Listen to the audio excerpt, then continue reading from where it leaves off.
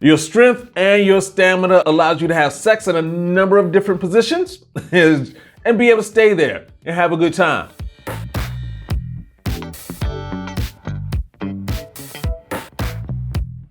Hey fellas, today we're going to talk about something really important, which is being a sexual performance athlete. If you're not at the top of your sexual performance in the bedroom, then it may be because you're not thinking about sex like it's a sport, which it is. So that means you're not training for it like it's a sport, which it is. So today what I'm going to do is break down what being a sexual performance athlete actually is and what you should be doing. And hey, my name is Brian, aka Uncle B, and for the last 21 years I've been a men's performance coach with African Fly, the liquid aphrodisiac, and it's a coach.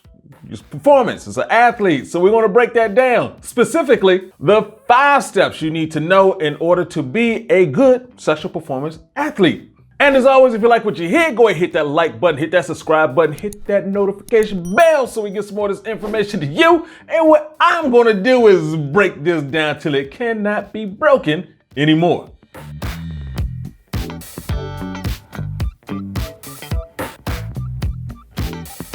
Okay, let's talk about that sexual performance athlete. And although most people don't think of it this way, sex is an athletic performance. You have to move. While you can enjoy sex without obviously being a sexual performance athlete, it's just not as fun. There may not be an Olympic medal for your sexual performance in the bedroom, but if your sexual performance isn't good, then there is the agony of defeat. A sexual performance athlete is just like any other athlete. You have to pay attention to what you eat and your athleticism, and you have to study what you do. And you have to be specific about it. You won't see like Tiger Woods shooting free throw shots. It doesn't make any sense. You know where I'm going. So let's talk about the 5 areas. And when we're talking about sexual performance, we have to start off with flexibility. Then you go to sexual stamina and of course your strength. And we have to talk about your core. And of course, the big daddy of it all, testosterone production.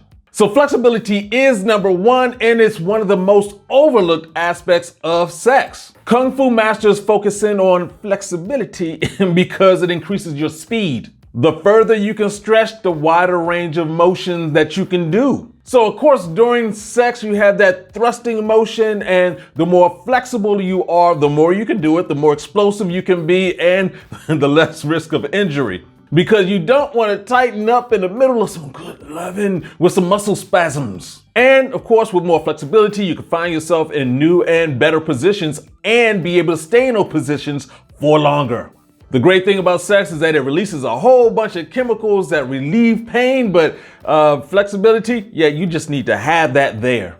So let's hop into sexual stamina. So we're talking about being able to last for a long time. And it's not just, erection control, not having premature ejaculation. We're also talking about just plain not gassing out. There are techniques you can use for controlling your ejaculations, but when it comes down to it, you need to be moving, like aerobic activity. There's some cardio going on, along with some weightlifting for a long period of time. And of course, you also want to be able to switch from one position to another position and keep on going. Having that flexibility allows you to get into those positions, but having that stamina allows you to stay there and enjoy yourself. And of course, since sex can speed up or slow down, you want to have that stamina so you can be in there for the long run to enjoy yourself the entire time. All right, let's talk about that strength, because when it comes down to it, you're using your own body weight and her body weight, unless you have some other props, so do you.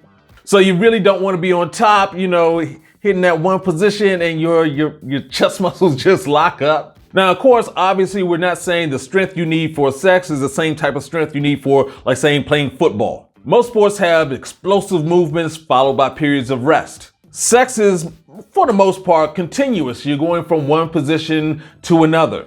Your strength and your stamina allows you to have sex in a number of different positions and be able to stay there and have a good time. So let's talk about that core, where your strength and that stamina needs to come from. So your core is the band of muscles coming from just the top of your stomach down to your thighs. So if you're noticing that you're starting to lean forward as you walk, or you see some older folks walking with their hands behind their back, that's because their core is weak. And just remember that 6-pack, the reason why women are turned on by a 6-pack is because it shows your core is tight, that you can handle yourself. Now, of course, since your penis sits right in the middle of your core, right in the middle of your body, it is very important to have that area of your body really firm, really tight. If your core isn't strong, then you're losing that thrusting ability and you're losing stamina. Now let's go ahead and get to that big daddy of them all, that testosterone production. Very important. Just like a bodybuilder's workout focuses on size and symmetry, you have to focus in on your testosterone production.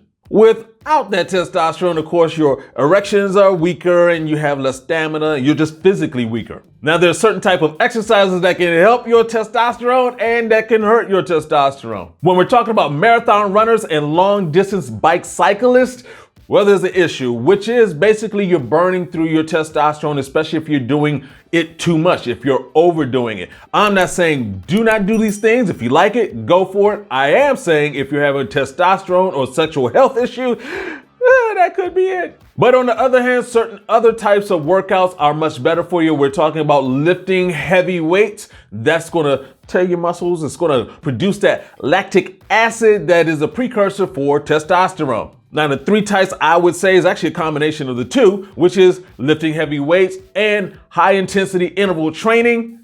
We've talked about that before. Check out one of the other videos that talks about that. But there's also high intensity resistance training, which is basically combining the two. You're adding weights to your high intensity interval training. Those things will increase your testosterone. But overall, being a sexual athlete means that you're getting this right combination. You're getting your strength, your core, your stamina. You're getting all of this. You're putting it together, and now you have a nice package.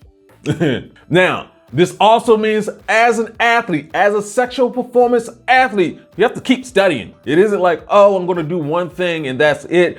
People have coaches. There's a reason why athletes are always studying their craft. They're getting better at it. You need to do that too. And the result of all of this is that you can impress the hell out of your woman and out of yourself, which is it's pretty cool. So, question of the day, are you functioning like a sexual athlete? Are you getting it in for real? Let us know in the comment section below. And of course, if you like what you heard, go ahead and hit that like button, hit the subscription button, hit that notification bell so we can get some more of this information to you. And this has been Uncle B saying, get your game up and go hard. Peace out.